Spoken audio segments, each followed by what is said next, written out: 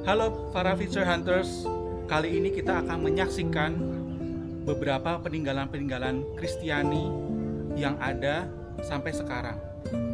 Peninggalan-peninggalan ini ada karena campur tangan Sang Ilahi, ada juga memang sengaja dibuat oleh manusia sendiri untuk tujuan tertentu. Yang pertama adalah peninggalan tangga berpilin yang kita dapat temui di New Mexico, di sebuah gereja yang bernama Loreto. Kejadian ini terjadi pada tahun 1878 yang berlatar belakang ketika pembangunan Kapel Loreto telah selesai. Masalah kemudian muncul karena ternyata terdapat kelalaian konstruksi di bangunan kapel tersebut, di mana tidak adanya akses untuk menuju lantai 2 yang biasa digunakan oleh para suster untuk paduan suara ketika perayaan Ekaristi berlangsung. Akhirnya para suster Loreto tersebut berdoa novena kepada Santo Yosef untuk memohon solusi karena kesalahan konstruksi tersebut. Pada hari ke-9 setelah doa novena tersebut selesai didaraskan, akhirnya seorang pria misterius datang dengan menunggang keledai dan membawa beberapa perkakas sederhana. Pria ini membutuhkan waktu sekitar 6-8 bulan untuk membangun tangga spiral cantik dengan sudut putar 360 derajat, tanpa sambungan, tanpa paku, dan tanpa tiang penyangga. Setelah konstruksi tangga tersebut selesai, pria itu pergi tanpa meminta bayaran dan tanpa berpamitan dengan suster-suster setempat. Banyak orang meyakini bahwa pria misterius tersebut adalah Santo Yosef sendiri. Yang kedua adalah peninggalan yang berupa gereja yang dinamakan gereja sampah. Peristiwa ini dilatar belakangi pada kejadian tahun 979 Masehi, di mana seorang raja muslim, yaitu Raja Al-Muisli Dinilah dari Mesir, menantang Patriark Koptik Paus Abraham dari Alexandria untuk memindahkan gunung. Raja tersebut mengancam akan membunuh seluruh umat Kristen kala itu jika mereka gagal memindahkan gunung. Ancaman ini berangkat karena Raja Muslim tersebut mengetahui sabda Yesus yang menyatakan bahwa jika kita memiliki iman sebesar biji sejawi saja, maka kita akan sanggup memindahkan sebuah gunung.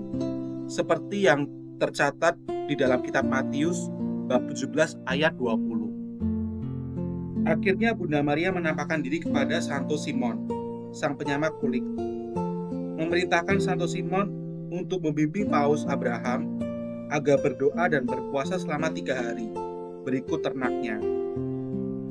Setelah tiba di waktu yang telah ditentukan, umat Kristen dan Paus bersujud sebanyak 3 kali dan gunung tersebut benar-benar terbang dan bergeser sejauh 3 km di depan para saksi mata termasuk umat Muslim kala itu. Kejadian itu akhirnya membuat Raja Muslim pun ikut bertobat dan memeluk agama Kristen. Sementara tempat akhir di mana gunung itu akhirnya berpindah, dibangunlah gereja Santo Simon, sang penyamak kulit, yang masih ada sampai sekarang.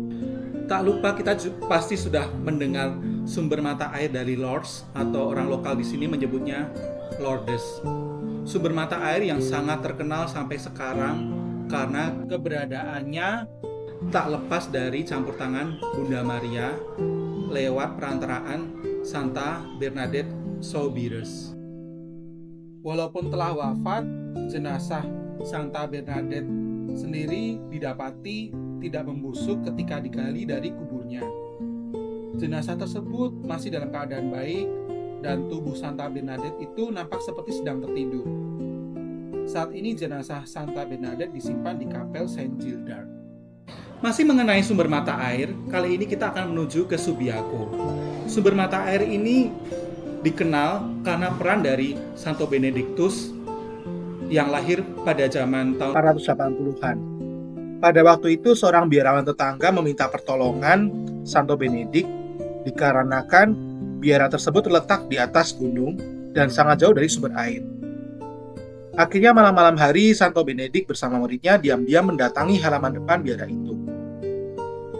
Pada malam itu Santo Benedict berdoa dengan kusyuk dan meletakkan 3 buah batu bertumpuk di area halaman biara itu.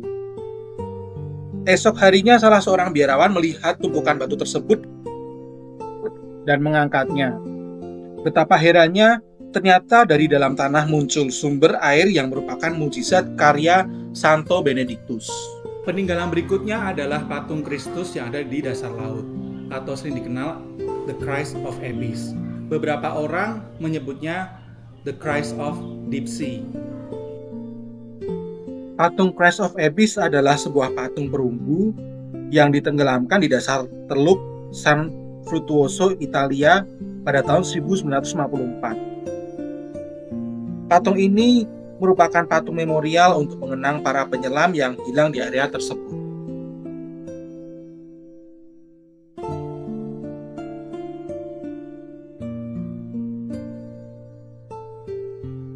Peninggalan terkenal berikutnya adalah The Shroud of Turin, atau sering dikenal kain kafan Turin. Kain ini dipercaya sebagai kain yang membungkus tubuh Yesus ketika jenazah Yesus diturunkan dari salib.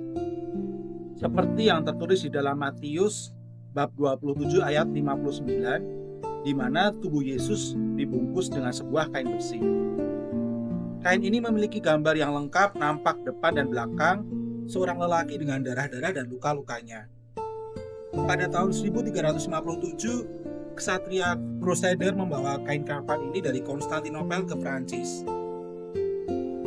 Dari sana pada tahun 1578, kain ini dipindahkan ke Turin, Italia, di mana kain ini selalu ditunjukkan pada publik setiap 25 tahun sekali.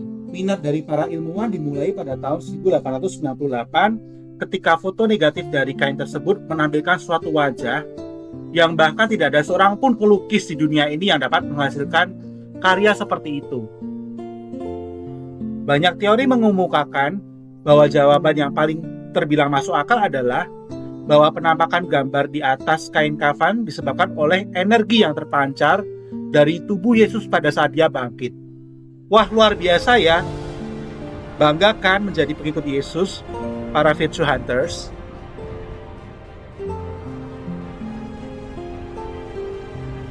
Dan yang terakhir adalah kereta kuda yang berada di dasar Laut Merah, yang bahkan diliput oleh National Geographic. Ini benar-benar suatu bukti cerita perjanjian lama yang sudah ada ketika bangsa Israel menyeberangi Laut Merah atas mukjizat Musa yang membelah air laut tersebut.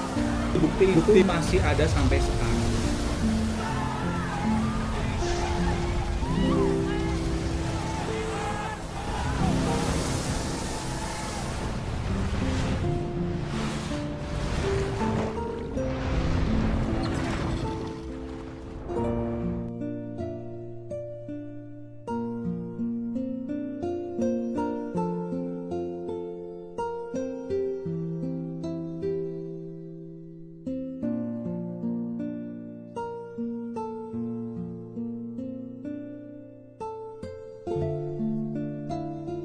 Demikian Virtue Hunters video mengenai peninggalan-peninggalan Kristiani yang masih ada sampai zaman sekarang.